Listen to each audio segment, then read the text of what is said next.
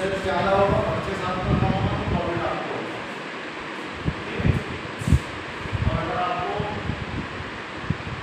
Loss हुआ तो loss होगा जब अपन ज़्यादा में खरीदते हैं और कम में सेल करेंगे तो लॉस होगा। यानी आपका परचेस प्राइस बढ़ा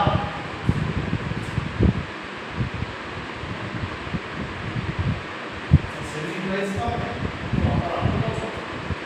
ये दोनों फॉर्मूला यूज करते हैं।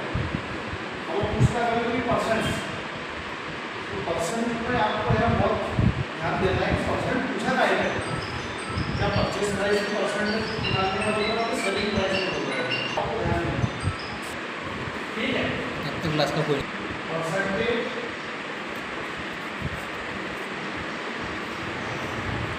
और purchase price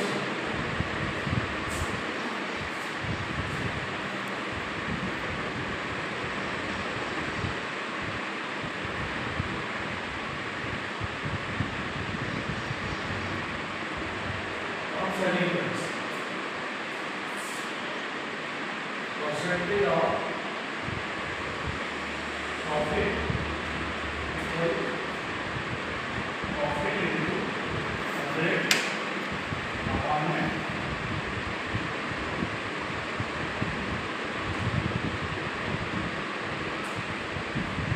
percentage purchase price को बोला जाता है, अपॉन में परचेस प्राइस रखना है।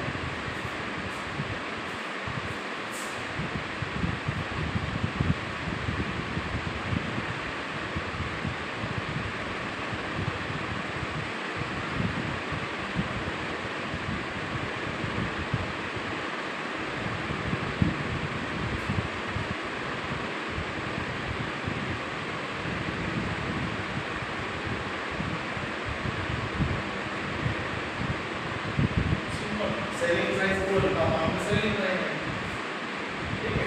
अगर लॉस का परसेंटेज पूछता है, percentage of loss loss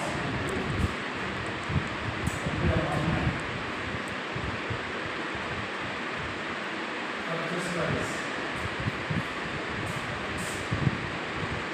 percentage of loss loss into 100 upon में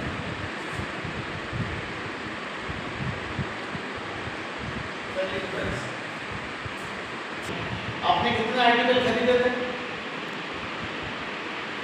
आर्टिकल 100 खरीदे थे। कोई खरीदे थे, बेचे भी कितने? 102 100 ही बेचे होंगे, कुछ हाँ। खरीदे तो 100 ही बेचे, है ना। लेकिन कभी आपने ज़्यादा खरीदे आर्टिकल और कम बेचे, ज़्यादा तो बेच नहीं सकते आप 10 मोबाइल आपने खरीदे तो 12 बेच सकते क्या? नहीं, कभी बेचोगे या उतने बेचोगे? अगर आपने खरीदे ज़्यादा और कम बेचे, क्या ध्यान रखना है कि जितने आप सेल करोगे उसी में प्रॉफिट कैलकुलेट करो, है ना। तीसरा प्रश्न चलो, कितने संतरे परचेस किए आपने? किया 11, लेकिन बेचे 10। 10 में प्रॉफिट निकालो, कितने सेल करो। तो इस तरह का क्वेश्चन कभी आता है, आपको क्या करना है कि जितने सेल किए उसी का आप परचेस प्राइस दोगे, उसी का आप सेलिंग प्राइस दोगे, है ना। तो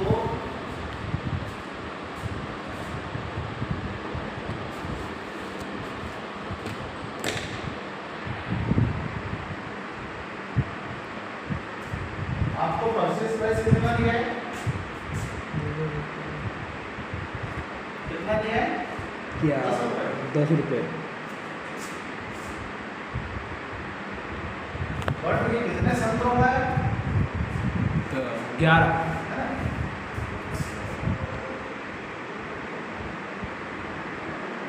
ये जो 10 रुपये जो आपने परचेस प्राइस आपको दिया है, कि आपने 10 रुपये में खरीदे, कितने संतरे खरीदे क्या?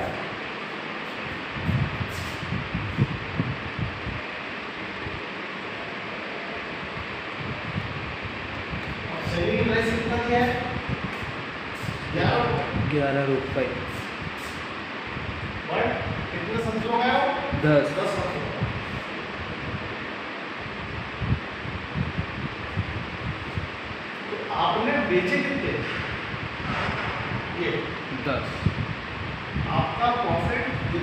सेल करोगे उसी पे निकलेगा। आपने भले 11 खरीदे लेकिन आपने कम बेचे, जितने बेचोगे उसी को प्रॉफिट निकालोगे। हाँ तो 10 पे ही पूरा क्वेश्चन करोगे। सेलिंग प्राइस 11 रुपये कितने वारंट है? 10 10 वारंट है। लेकिन परचेज प्राइस कितना वारंट है? 11 11 वारंट है। हमने 11 वारंट थोड़ी बेचे, हमने कितने वारंट है? 10 तो 10 ही बेचे। तो ये तो 10 का ही है, लेकिन ये 10 वारंट का नहीं 11 वारंट का। तो इसको हम 10 वारंट का ही परचेज प्राइस देंगे, ठीक है? तो purchase price of that orange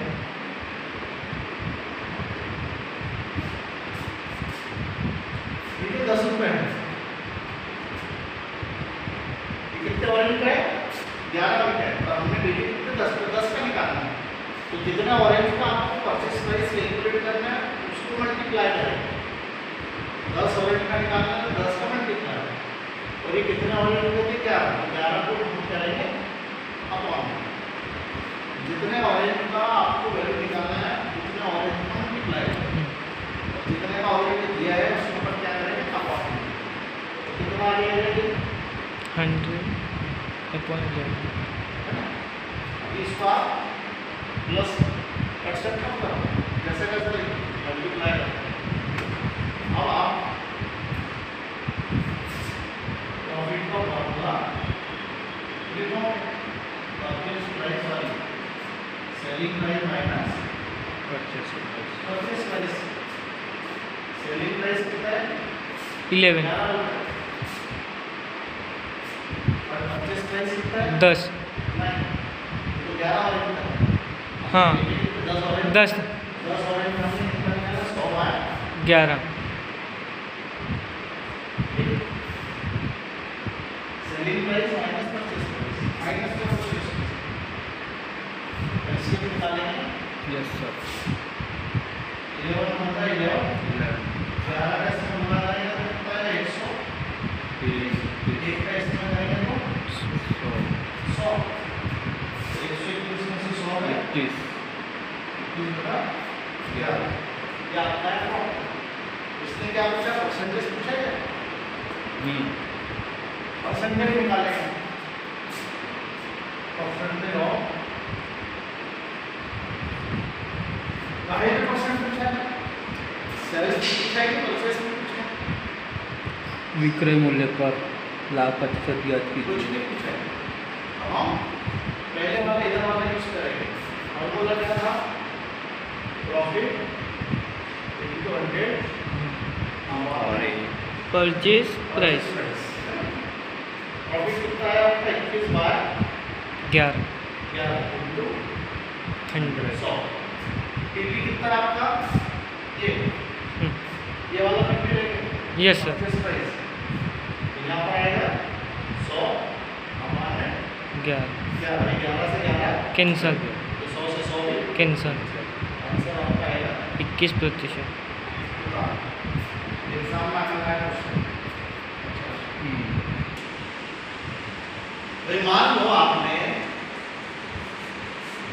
50 तरबूज खरीदे, है कि नहीं?